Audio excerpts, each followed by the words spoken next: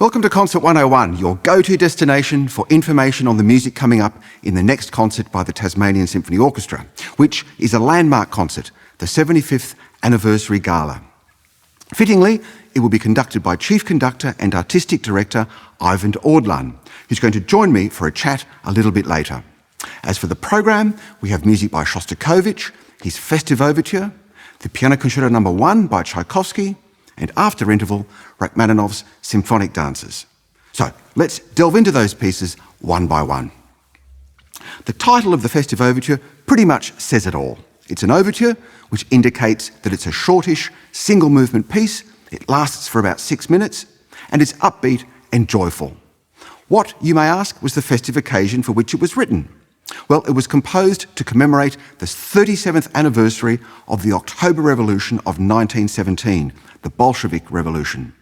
The year was 1954, and days out from an anniversary of revolution concert in Moscow's Bolshoi Theatre, the organisers realised they didn't have a curtain raiser. Shostakovich was approached at very short notice and asked to write something to fill that space at the start of the concert.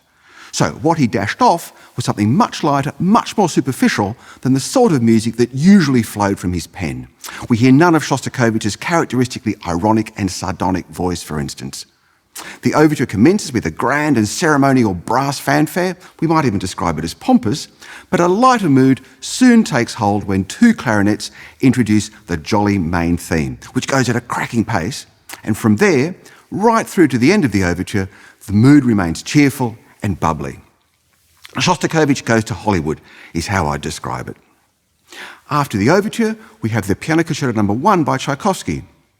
We tend to think of this concerto as a warhorse, the kind of piece that seems to come around all the time, but it hasn't been performed by the TSO since 2012, and prior to that was heard in 2004. Nevertheless, it's one of those works that seems instantly familiar, having been an audience favourite for well over a century. The opening is justly famous, commencing with a fortissimo downward phrase played by the four horns, bum-ba-dum-dum, and this is punctuated by equally loud chords played by the full orchestra, after which the piano enters, thundering massive chords up the keyboard. 19th century composers such as Tchaikovsky seem to have prioritised coming up with a robust, catchy idea at the start of a piano concerto, a hook, if you like, to grab the audience's attention, and this is one of the best of them. Other examples, by the way, include the opening of Beethoven's Emperor Concerto, Schumann's Piano Concerto, and Grieg's Piano Concerto. The first movement is by far the longest of the three, lasting for about 20 minutes. In that time, you'll hear no shortage of thematic ideas, some of them fast and brilliant, some of them slow and lyrical, and some truly dazzling piano acrobatics, including dense chords in both hands, powerful double octaves, elaborate flourishes, and so on. This is piano writing of the kind made famous by pianist-composer Franz Liszt. The second movement is a brief intermezzo. As you would expect, the tempo is pulled back, and the mood is mostly calm and reflective. Brass and timpani are mostly silent throughout, and Tchaikovsky exerts a very light hand when it comes to orchestration. As for the finale, it's marked allegro con fuoco, fast and with fire, and it's brilliant and tuneful.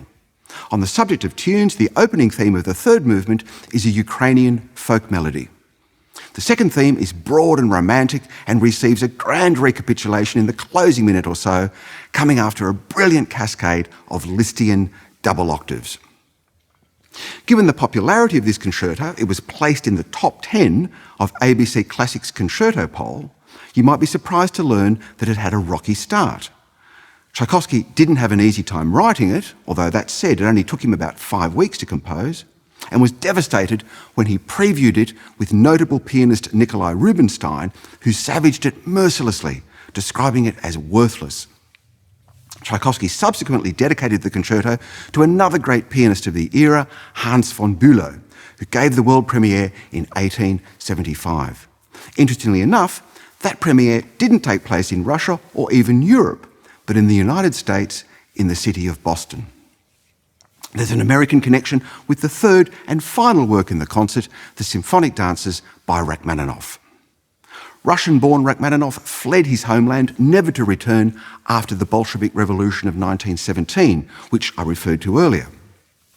From the early 1920s onwards, he was based in the United States, and the following decade divided his time between the US and a house he had in Switzerland. The work that we're going to hear, the Symphonic Dances, comes right at the end of Rachmaninov's career, having been composed in America in the last months of 1940. Rachmaninoff died in 1943. Given the title, Symphonic Dances, you might wonder what kind of work it is. Well, it's not a symphony by another name. The work's in 3 movements, non allegro, andante con moto, tempo di valse, and lento assai, allegro vivace. Evidently, Rachmaninoff seems to have thought of it in the first instance as a ballet score.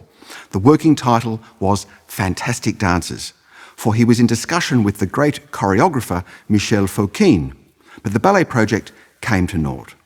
That said, there's a rhythmic vitality to all 3 movements, so it's not hard to imagine them as material for a ballet, and the middle movement swings to the rhythms of a waltz, albeit a rather macabre one. But the word symphonic in the title is key. More than anything, this work seems to me to be about orchestral colour and the tremendous variety of sounds of colours that a symphony orchestra is capable of. It's a dazzling homage to orchestral sonority. You'll notice an enlarged TSO for this one, triple winds instead of double, 5 percussion players, piano, harp, and unusually, an alto saxophone. So listen out for the saxophone solo in the first movement. What's more, Rachmaninoff continually brings individual instruments to the fore, shines a spotlight on them, so to speak, and returns them to the main body of the orchestra. You'll hear sounds popping out from all sections of the orchestra. It's a great piece, this one, full of vim and vigour, so fasten your seatbelts. Given the sheer number of players required, the TSO will be augmented by musicians from the Australian National Academy of Music. As mentioned, this Gala Concert celebrates the 75th anniversary of the Tasmanian Symphony Orchestra, which gave its first concert in May 1948. And this will be the TSO's first performance of Rachmaninoff's Symphonic Dances, which is also cause for celebration. So let's pick up these ideas and more with Chief Conductor Eivind Aadland. Eivind, you've been Chief Conductor and Artistic Director of the TSO since 2020, but your relationship with the orchestra goes back a bit earlier, doesn't it? Yes, I think I came to the TSO the first time in 2005. So that's getting close to 20 years ago. Yeah. But I'm very lucky to have a profession that never becomes routine. And working closely with the orchestra now as their chief conductor is something that I really enjoy. And from my side anyway, it feels very fresh still. I think I'm nervous for every project we do. And with nervous, I mean excited. How will the musicians react to my version of a piece that they've played many times? So it's a great privilege to be in this situation. How would you describe the sound of the TSO? And is that something that changes over time? So is the orchestra that you conducted in front of in 2005, is that the same orchestra of now? I think it's changing, and I think if, in more general terms, if I would describe our sound as classical, warm sound, but a modern orchestra has to have many sounds. Just over the last few weeks, we've played 300-year-old French Baroque music, we played contemporary last week, and we are doing late Romantic this week. A modern orchestra should have a different sound for different parts of the repertoire. And does the sound change? Yes, I think it's something we work on nearly every day to warm up, get more colors, get more dynamic range. So that's a process that never ends. The work on sound. And I think, for me, a good orchestral sound has to kind of rest on a warm singing string sound. I think that's the fundament, the base of a good orchestral sound. This concert is the orchestra's 75th anniversary gala. We've got a program of Shostakovich, Tchaikovsky, Rachmaninov. What were you thinking putting this program together? What was motivating you to choose these particular works? Quite simple. We want to celebrate. Yeah. We have brilliant virtuosic orchestral music. We have one of the great, really fantastic piano concertos. So it's meant to be just enjoyment. Enjoy the full orchestral range of colors. Romantic, big sounding works. Celebration. And tell us about the pianist. So the soloist in the Tchaikovsky concerto is Lukáš Vondráček. What can you tell us about him? I met him in Belgium when he had just won the Queen Elizabeth competition. So I did a tour with him and the Belgian National Orchestra with Beethoven Third Piano Concerto. And it was sensational. And I really love working with him. He has been playing with us before. He did Brahms concerto with us just when we were moving into the COVID period. Yes, it was right at the start of 2020. So I'm really looking forward to his Tchaikovsky. I'm sure it's going to be really terrific. Some audiences here will know him from the Brahms performances, but he might be new to some people as well. The Rachmaninov that ends this program, the Symphonic Dances, I should point out, this is the first time that the TSO's ever performed this piece. So, this is a gala concert, and it's sort of a milestone for the orchestra to be playing this piece. What can you tell us about that, the Symphonic Dances, the Rachmaninov Symphonic Dances? It's his last big orchestral work. I think his best orchestral work may be in competition with the Third Symphony, which is a few years earlier.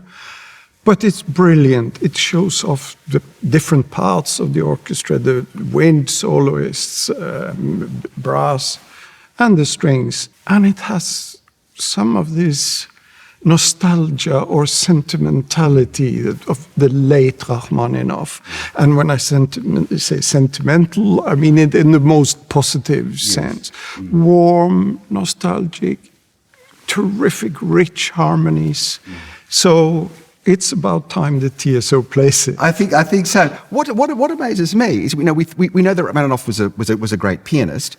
It's the range of colours in this piece astounds me. The orchestration is so fine. There are just sort of sounds popping everywhere throughout the orchestra. And I think for someone whose background was as a pianist, it's a dazzling piece of orchestration. Do you agree? The orchestration is absolutely wonderful. Rachmaninoff seems to have been a quite humble man. He was considered the greatest pianist of his time. Still, when somebody asked him, what is the key to playing your piano music?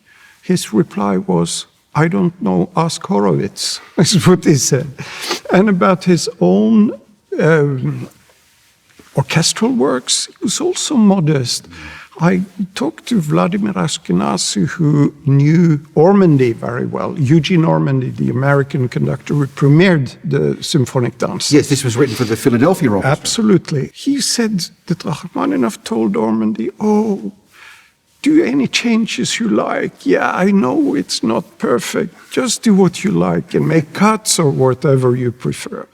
So this giant seems to have been very modest. Yeah. So greatness comes in many shapes. And the idea of the score being sacrosanct was something that he didn't adhere to, or at least was amenable to changes. Yes, and now it's forbidden to touch our age. But it's nice to hear these reports, how it was when the piece was written and premiered. And you mentioned before, a strong or luscious or rich string sound being essential to any orchestra, and this is sort of what we think of with the Philadelphia Orchestra traditionally, don't we? That rich string sound. That's exactly it. This beautiful, warm glissandi, the colors of of the time, well, around 1940 when this was written. Yeah. Well, Eivind, I'm delighted that you've programmed this piece. It's about time that it's been performed in Tasmania. Congratulations at being at the helm of the orchestra in its 75th year, and this is going to be a tremendous concert, I think. All looking forward to it. That brings Concert 101 to an end. I hope that you found it illuminating. Do join us next time. Bye for now.